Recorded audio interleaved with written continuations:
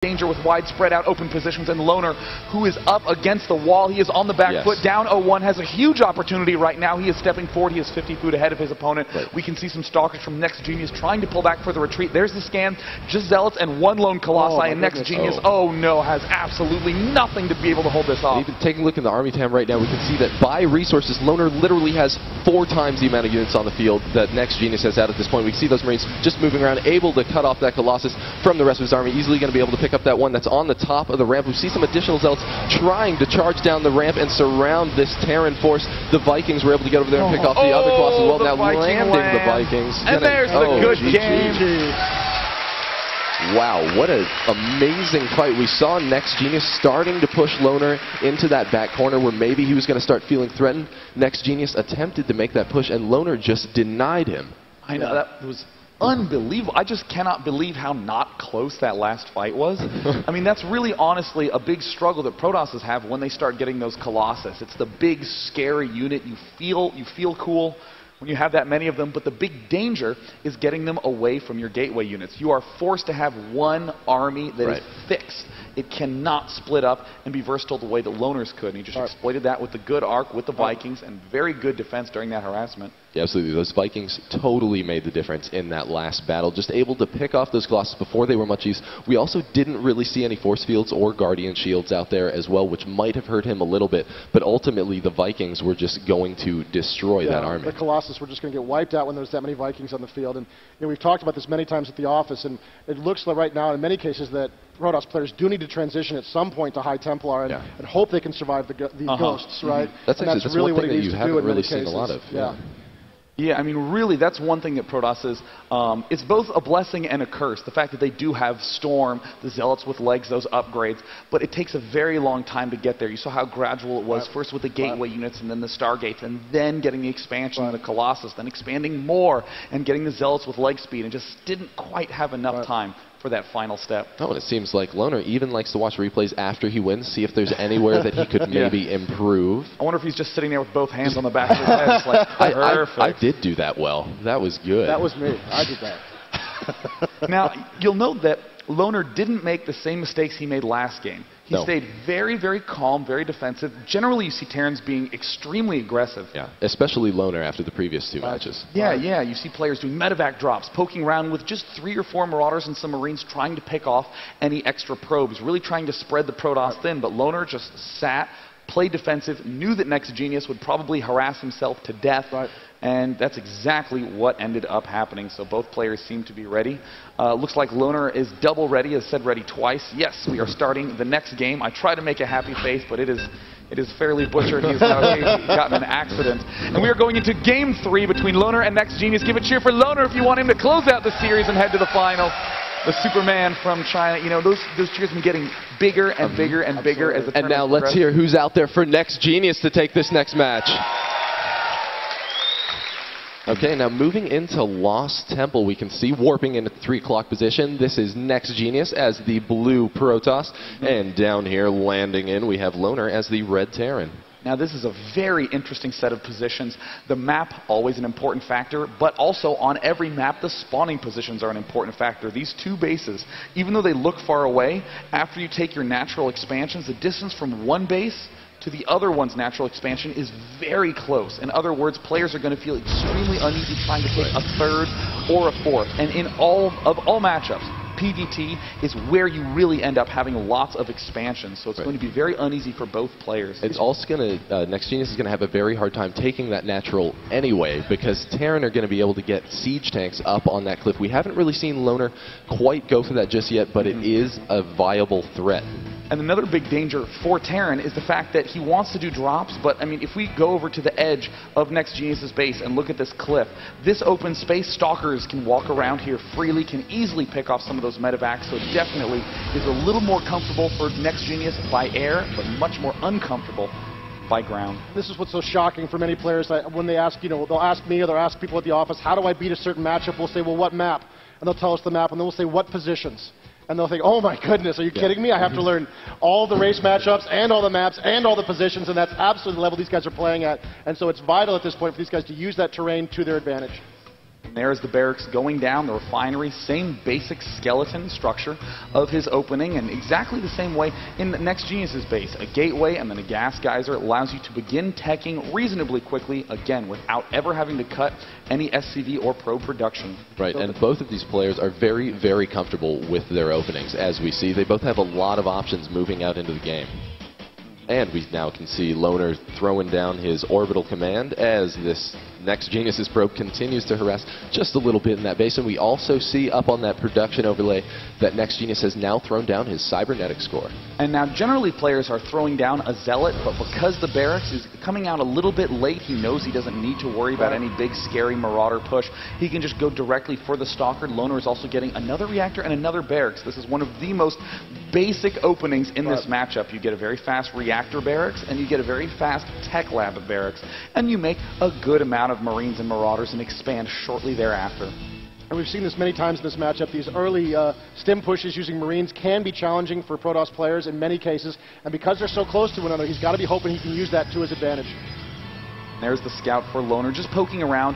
No Zealot, so nothing to be able to kill off that SCV. SCV is going to be able to get a good little bit of information, and it looks like he left without really seeing any decisions from NEXGenius, but again, this second gas geyser is down. The timing of the second gas is always a huge signal, and NEXGenius, oh my goodness, pulling guys off gas. He might go for yet another expansion.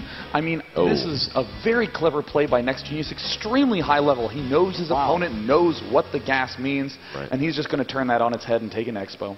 Wow, that'll be actually really interesting to see how that plays out as the rest of the match goes. Now, NEXGenius moving across his SCV, he's going to be able to easily establish map control at this point. Just going to keep that probe out there, no problem. And we do see a very good call from Sean, Day 9 plot. That Nexus is going down.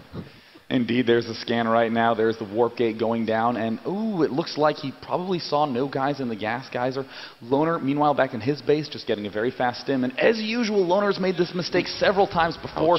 He makes the scan, he panics when he sees nothing, and just throws down a bunker because he just doesn't want to lose on the big stage to something goofy. Right. And you saw the Terran scout there, tried to get it back into the base. He was visible briefly on the minimap, but it was gunned down by this force. So the question is, can he get through and see what he... No, he does not.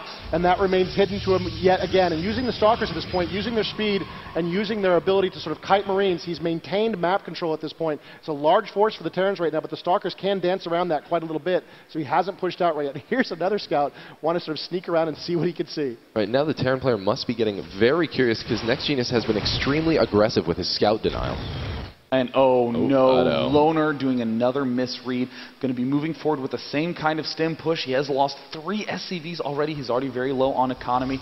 And meanwhile, NEXGenius is making 4 warp gates in his base just in time. And now he's warping in a lot of sentries. Those are the key units. But his army is not as big as it was in Game 1. The positions are a lot closer. And here's the push forward. No stim yet. Darting forward. He's trying to kill off the sentries. Those are what cast the force fields. And building a bunker. Does he have stim done yet? No, it is almost done. But the bunker is going down. A second bunker. NEXGenius's early expand antics might end right here, and there he is moving forward. Still not a lot of units, but now the warp gates are really starting to kick in. The bunker is still halfway done. Loner only just now has stim. Looks like he can throw it down and do a little bit of extra damage, and there it is. NEXGenius having to pull back, trying to pull those weakened Stalkers into the back area. That bunker is almost done. He needs it done so bad, and there it finishes. Nice. A very, very good job from Loner getting in there and making the push at just the right time. NEXGenius was quickly scrambling to try and turn those gateways into warp gates. It's looking like this Nexus is going to go down. It's so close. It only has 184 HP remaining. Will the Stalkers be able to deny it? This is actually looking almost bad for Loner. We see that SCV rapidly trying to repair the bunker. Will it be thwarted? There's only 2 Marauders left in their target firing. The Nexus is at 63 hit points, 25, and it's down. It goes. He takes out the Nexus, but at what cost? He does not have an army anymore. NEXGenius knows the spot that he is in, and oh my goodness, 23 food for NEXGenius, trying to warp in more units. Loner putting on more pressure. He needs to throw down a defensive force field. He needs to block his ramp. No, he doesn't block his ramp in time. He has 1 sentry that is up. He could throw down a force field to help him stay alive a little bit longer. But wow, look at that probe count from NEXGenius. So low.